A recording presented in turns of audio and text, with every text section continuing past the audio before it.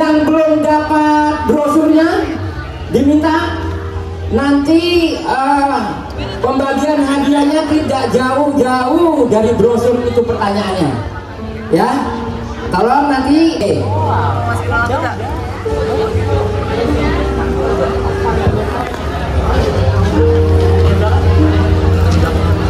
Baik, untuk mempersingkat waktu, kami akan memanggil Bapak Kepala Dinas untuk sudah berkumpul di sini untuk dapat mengikuti kegiatan sosialisasi perbenihan yang bersertifikat. Jadi seperti diketahui bahwa seperti yang disampaikan Pak Jemito tadi, untuk benih tanaman. Dan nanti setelah ada pemaparannya kita akan bagi-bagi hadiah. Jawabannya tidak jauh, tidak akan pernah menyimpang dari brosur yang ada dan pemaparan dari narasumber kita pada sore hari ini. Baik, langsung saja ke Bapak Katiran terlebih dahulu. Izin ya Pak, izin Pak. Nah, Bapak mau Bapak Katiran terlebih dahulu, ya? Boleh? Ya. Bapak Rahmat atau Bapak Katiran terlebih dahulu? Bapak Rahmat. Ya, mungkin teman-teman banyak. Pak Rahman, Bapak Rahman ini salah satu karyawan dari Dinas Pangan juga, kemarin di Balai Perbenihan juga. Ini saya penasaran nih Pak, semua benih itu, benih tanaman-tanaman tuh apakah itu dikategorikan benih unggul? Satu. Terus kemudian kok tanaman itu ada yang berlebar, saya bingung juga nih. Kok ada label warna putih, warna ungu, sebenarnya apa sih?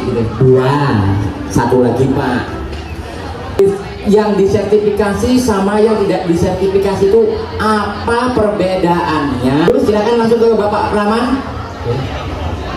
Assalamualaikum warahmatullahi wabarakatuh. Selamat sore, salam sejahtera untuk kita semua. Alhamdulillah kita puji syukur, kita panjatkan kehadirat Allah karena pada sore ini kita bisa bertatap muka di dalam acara sosialisasi tentang benih bermutu, benih bersertifikat. Seperti yang disampaikan, yang ditanyakan oleh moderator tadi, benih unggul. Jadi budidaya itu bermula ketika ada benih unggul. Jadi tidak akan bisa kita melaksanakan sebuah budidaya atau usaha tani kalau benih unggulnya itu tidak ada. Nah, misalnya yang petani lahan sudah siap, pupuknya sudah ada, tenaga kerja sudah ada, tapi benihnya tidak ada, kira-kira bisa nggak budidaya itu dilaksanakan? Bisa tidak? Tidak bisa. Kenapa?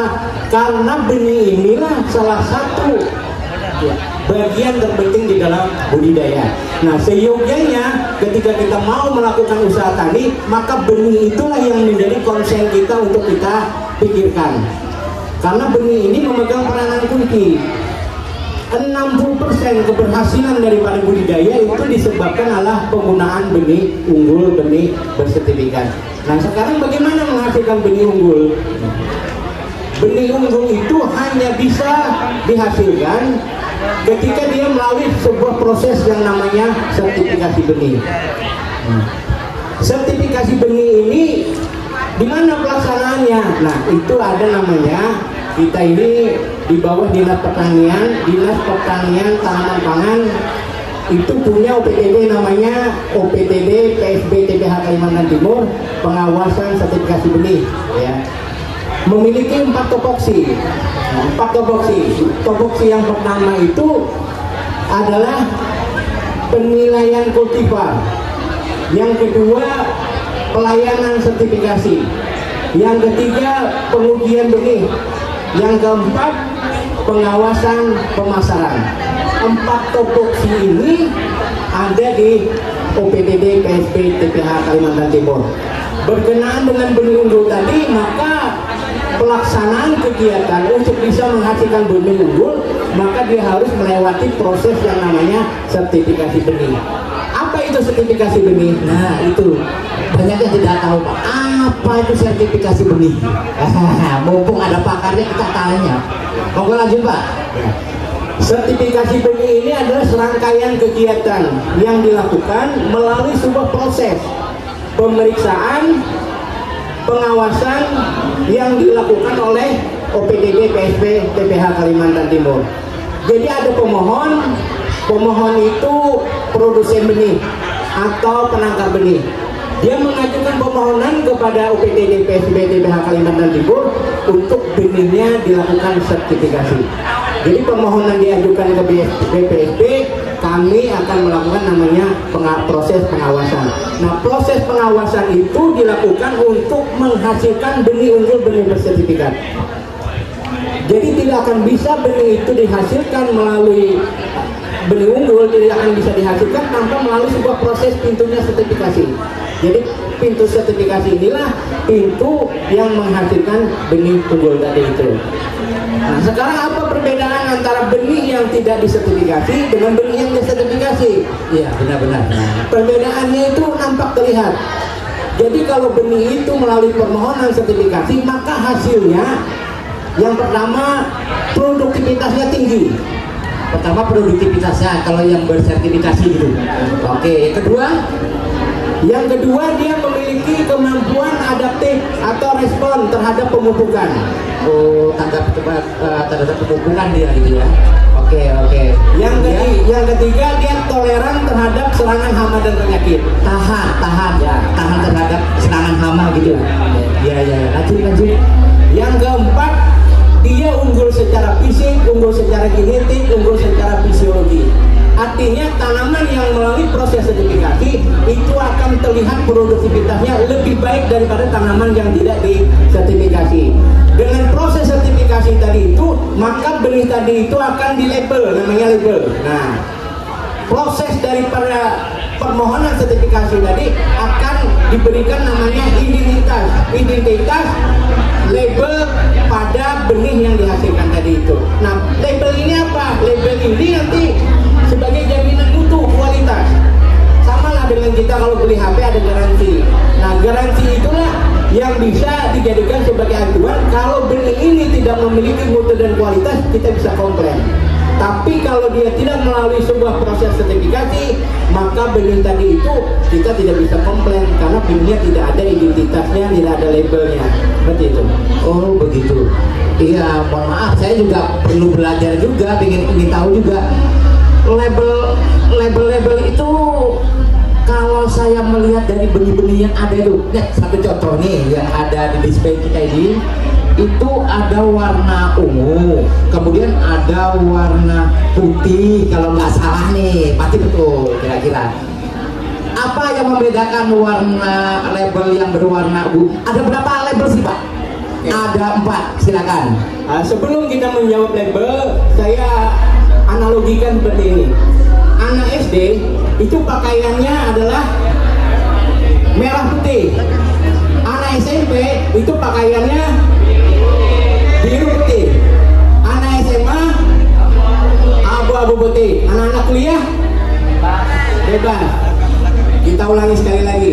Anak-anak SMA pakai baju putih abu-abu. SMP biru abu-abu. Anak SD ingat, label juga demikian. Jadi ada 4 kelas benih di dalam proses sertifikasi benih. Yang pertama, benih namanya BS atau breedership. Labelnya berwarna kuning. Berarti label ini adalah hasil dari pemulihan tanaman.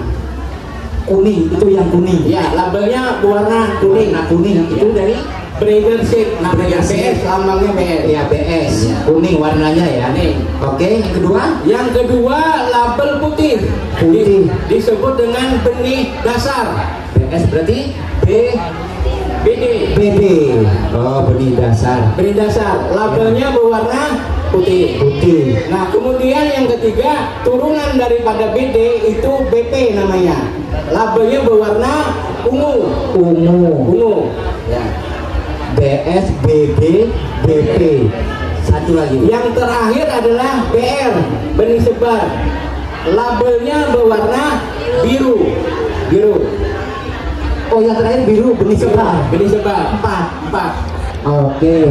Yang disebut dengan benih inti itu adalah BS, BD dan BP. Sedangkan BR itu tidak akan masuk di dalam benih inti. Dia untuk pengembangan.